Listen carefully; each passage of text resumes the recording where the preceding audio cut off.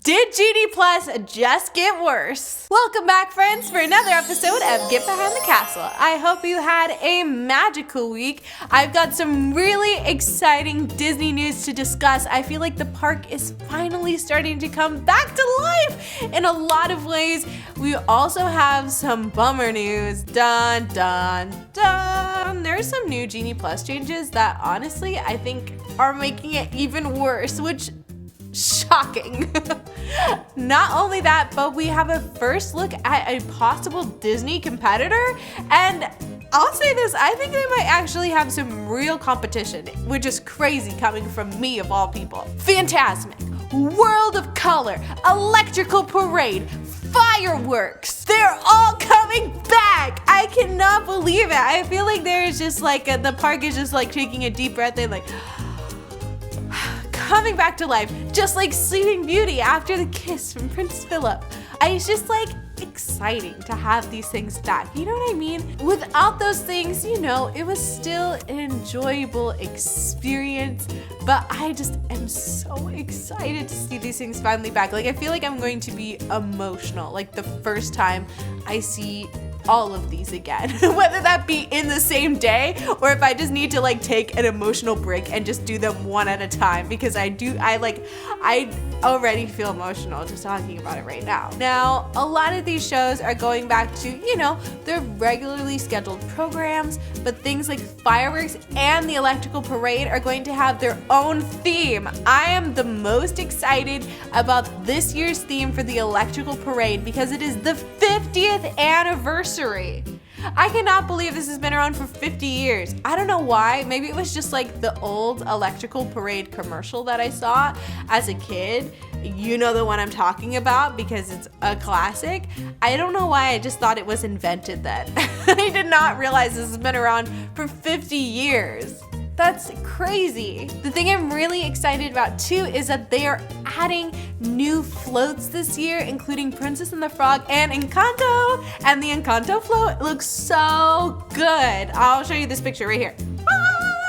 I can't wait to see it like actually alive and moving with the lights because oh my gosh, I feel like that movie would be so good for this, especially with like the candle and it's perfect. It's perfect for that, and I cannot wait to see it with my eyes. Again, will I cry? Probably. Not only that, but as a major celebration for the 50th year anniversary, they are doing a 7-segment, 118-foot float. What? That's crazy. I cannot even fathom that in my little mind, and I can't wait to have my mind blown when I watch it drive by me. World of Color, fireworks, and the electrical parade come back on April 22nd. Now we do have to wait just a little bit longer for Fantasmic, which is coming back May 28th. Honestly, again, I'm glad that they're staggering it even just a little bit because I think I would just be like a hot mess. It just like feels like the parks are finally coming back to life. I can't wait until we finally get to do character meet and greets again. I feel like really that's the last kind of tick on the boxes for Disneyland of things that have changed from protocols in the last couple of years. As to when we're gonna see that change, no like actual announcements have been made on that, but I feel like only time will tell. I don't know if you guys saw the video of like Sweethearts Night when they made Ariel and Eric dance like 6 feet apart. Like they weren't even allowed to dance together. They just kind of had to like shimmy apart and like do a like da da da da da da da. But it was very funny to watch, and I'm excited for when, you know, poor Ariel and Eric can finally dance together again. Merch! We've got merch! There is new merch coming to the parks, as always, because they love to take our money. First up, we've got this new Haunted Mansion candle. Now, this candle is priced at $34.99. All the pictures I've seen of it have like the lid on. In fact, the lid is like actually taped on, so I'm not quite sure how many wicks there are. inside, you know, if you're a candle person like me and care about, is it a 2-wick, a 3-wick? It looks like it would be at least a 1 or a 2-wick, just from what I've seen. And this can be found at World of Disney in downtown Disney District, so you don't have to buy a park ticket to be able to purchase this. Woo! Something I really like about this is just like the designs. I love the like tombstones around the outside, because the tombstones are such a funny little detail for Haunted Mansion. As we all know, there's always like little puns and jokes. And the first tombstone I read, I was like, what? This isn't a pun, and I was confused until I realized it's Madame Leota's tombstone, and there's a pun about her having a ball, and I was like, ah, Disney, you got me again. There are 2 other gravestones, one for Mr. Swell and one for classic good old Fred.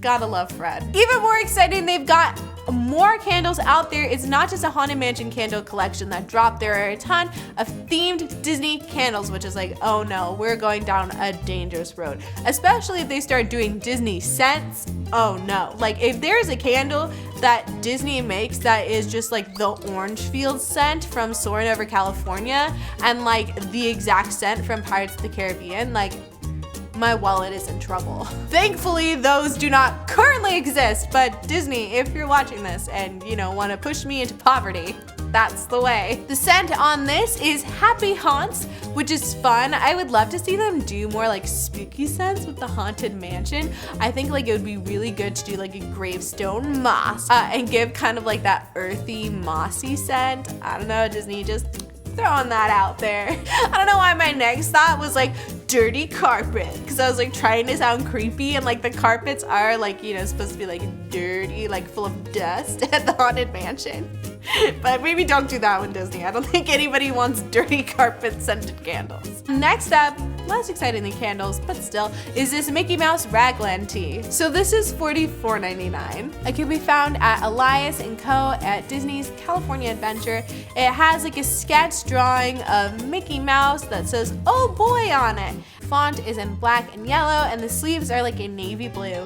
Now, personally, I feel like this is a good classic shirt. It's not, to me, something I feel like I haven't seen in Disney before, but it's still really cute. I personally think I would like this better if it didn't have the like, oh boy on the sleeve, but that's just because I am like weird about writing on the sleeves. Like, if that's your style, go for it. Like, I do think it's really cute, and it probably would be something that I feel like could be like a wardrobe staple for me, again, if it just didn't have that oh boy on the side. But that's extra detail, you know?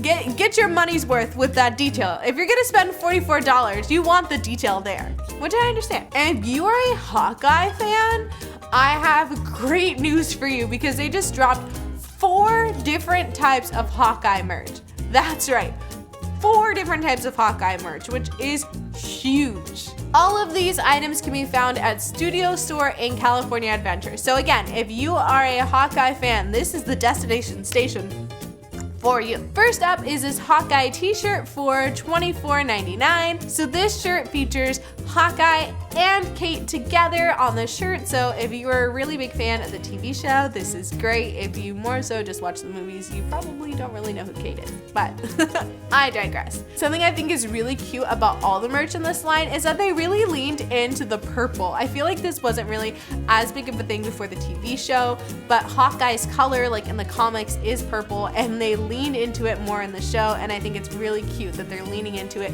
again with the merch being like, yeah, we are gonna make Hawkeye purple now. So this shirt is great, again with a purple logo on it. So Clint and Kate are both purple. There's a downward facing arrow. It's also got a Hawkeye logo toward the bottom of the shirt and a Hawkeye icon on the sleeve. Again, I feel like that's a lot of really fun details, and even just the added purple I feel like is almost kind of like an inside joke for the people who watch the show, so I really think that that's a cute detail that they added. Also got a Hawkeye youth shirt for all our young Hawkeye fans out there. This shirt is $19.99 and is also gray with a different design of Clint and Kate.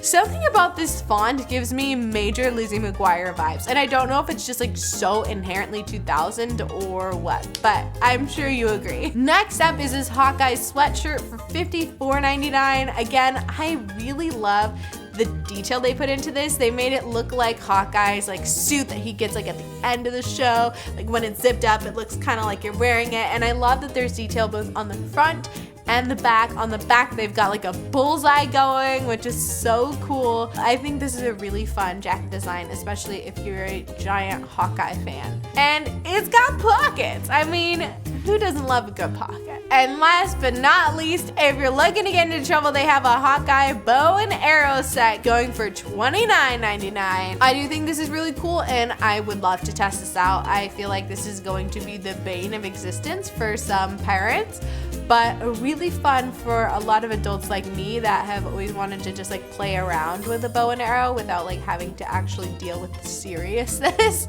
of a bow and arrow. We've got new changes coming to Genie Plus. Again, I feel like we should just reboot and go back to the Fast Pass system and just leave everything alone. But no, I feel like it just keeps digging themselves down a hole and there's nothing stopping them. So this change is coming first to Disney World. It's not quite hitting Disneyland just yet. So you know, Disney World, if you guys revolt, you'll protect us over at Disneyland. The major change is that you can no longer pre-book your $15 Genie Plus reservations if you only have a one-day ticket. Now, you used to be able to like schedule your reservations out all the way back when it was just Fast Pass Plus, even if you just had a one-day ticket. So this has been a thing for a while. Even back when it was free, you could still schedule ahead of time. So this is a major bummer because it seems like they're just trying to discourage single-day visitors. And maybe that's not what they were going for, but that's definitely what it feels like. And there are a lot of people, especially locals and families, who, you know, can't afford to have passes and can't afford to have multiple days in the park. So it's just a bummer for them, and it kind of takes away from the time that they are able to spend, you know, not having to wait in extra long lines. That being said, the entire situation, in a way, kind of feels hopeless. I feel like Bob Chapek just keeps adding and adding and adding these different price barriers, and there's like nothing that's happening because people are just paying them, which is just proving his point right. So much so that even in a recent shareholders meeting, they had the following quote to say: "In the quarter, more than a third of domestic park guests purchased either Genie Plus, Lightning Lane, or both. That number rose to more than 50% during the holiday season. While demand was strong throughout the quarter at both domestic sites, our reservation system enabled us to strategically manage attendance." So again, it's going great for them, and I don't think there's going to be any changes or we are going to get rid of Genie Plus anytime soon as long as we are giving them money, which unfortunately means the only way to make actual real change would be just a flat out boycott, which I doubt we could actually do. You know what I mean? People just love Disney too much. And again, a boycott like that would be asking a lot of people who are not pass or magic key holders, but just casual daytime visitors. Because at the end of the day, their business and what's making them money, even if it's making us miserable, is not a good enough reason for them to stop, unfortunately. It seems like that level of Disney hospitality where they want people to be happy kind of ends here when it comes to making money. Now, a lot of people, including Disney executives, are trying to pass this off as something that's like, hey, well, it's gonna help with park attendance. But it's just dismal. I don't know. It still makes me sad. Let me know your thoughts on it. Now, on to more exciting things. I had never, ever heard about this Disney challenge, and I'm curious to know if you've heard of this too. It is called the Gumball Rally at Disneyland. And I was surprised to find out that this year more than 400 people participated. Again, 400 people who knew about this thing I had absolutely no idea about.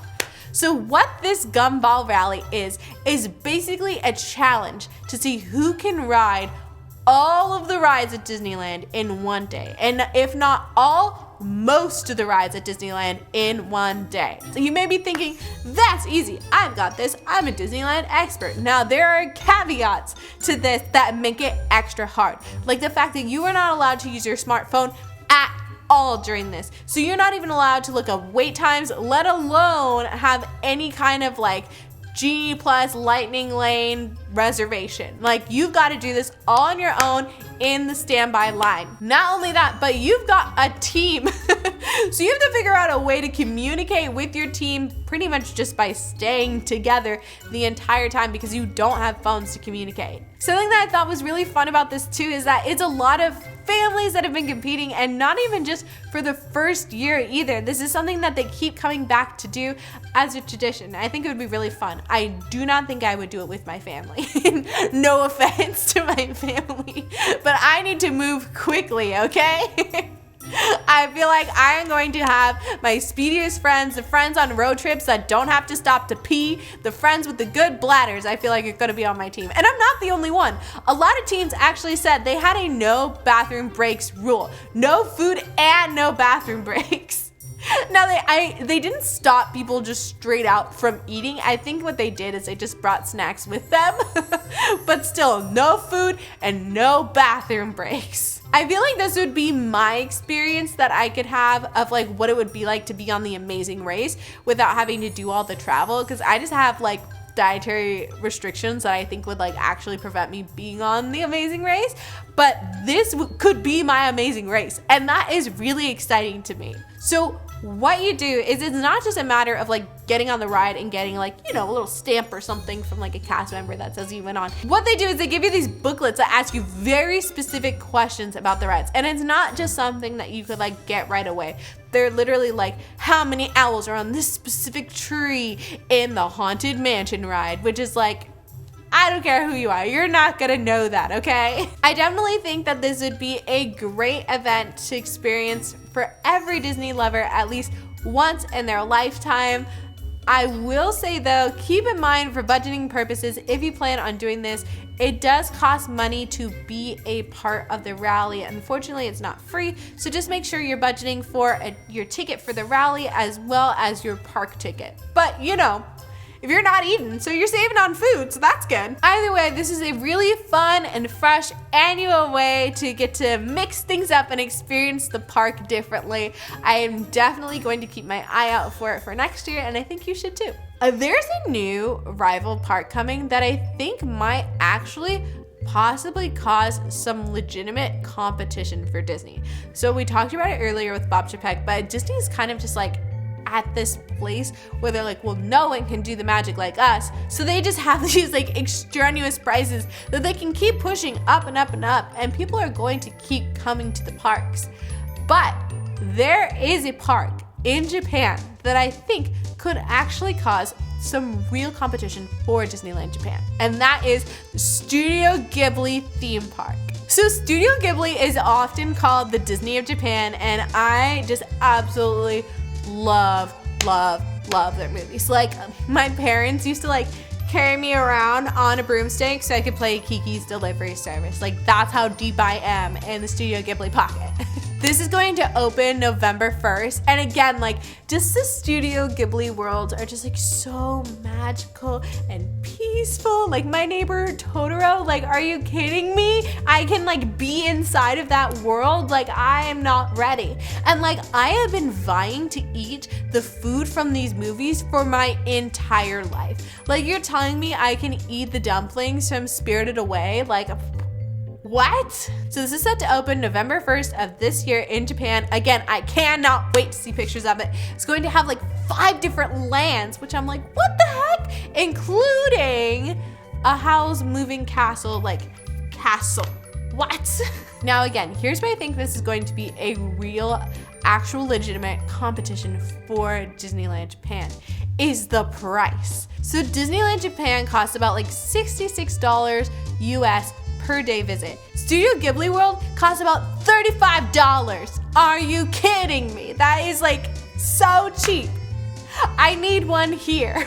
Well, which unfortunately, in their own way, they've kind of said they don't want to do one here. There's a quote from one of the Studio Ghibli co-founders saying that he felt reserved about just the overall growth of Studio Ghibli and doing something like a theme park, and that he feels like too much growth would make the Studio Ghibli characters feel like cheap commodities, which again does not fare well for, you know, international exposure, which again is a bummer. But we'll see. Something that I think is really interesting about this park as well is that they don't really seem to have as much of a focus on rides, whereas Disneyland definitely does. Instead, quotes on marketing materials for this park say, "Take a stroll, feel the wind, and discover wonders," which is just like so cute. I feel like this is going to be kind of like an interactive botanical gardens, and I absolutely love that. I love botanical gardens. I am absolutely obsessed with botanical gardens. One of my favorite places in the world is Huntington Gardens out here in Los Angeles. It's just absolutely gorgeous, like heaven. And I can only imagine the elevated feel that the Studio Ghibli gardens and attractions are going to have, because it's just so magical and calming to just watch these movies, and I can't imagine how it's going to feel being able to walk through them and feel like you're in one of these movies. And before I go, I have one last thing for you to check out the next time you're at the parks. Fun fact, you can get an Indiana Jones decoder card. I had no idea about this, but apparently you can ask a cast member in the queue for a decoder card, and they will actually hand you a card that has decodings for those markings that you see all throughout the queue, and you can actually decode secret messages, which is so cool. I am definitely going to have to try this out the next time I'm in the park. Hopefully it works. I saw it on TikTok, so who knows? Maybe TikTok is lying to me, but I saw the card and it looks really cool, so I'm gonna check it out for myself and let you guys know how it goes. All right, friends, thank you so much for letting me add a little extra magic to your day. I will see you all very soon.